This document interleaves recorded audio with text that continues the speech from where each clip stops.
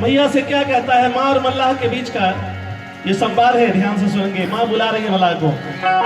बोली शेरा वाली मैया की।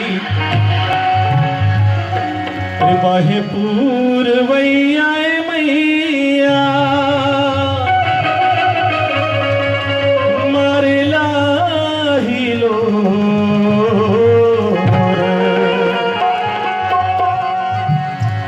बहे पूरवैया मैया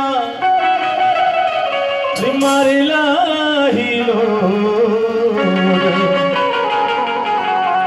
नदिया किनारे माई हो, नदिया किनारे माई हो, तेरी खाट नदिया किनारे माई हो, तेरी खाट।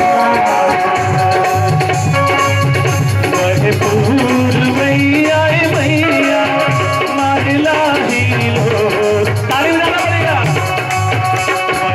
पूरवैया मैया मरला ही लो।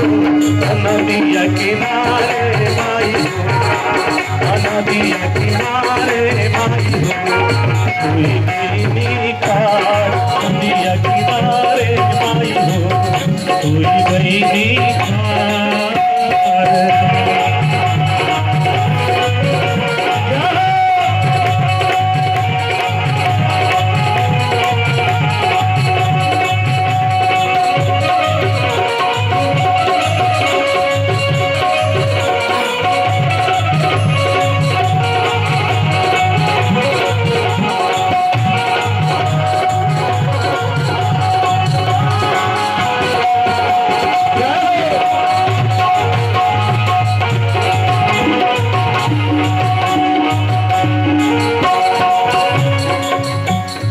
लगा रही है।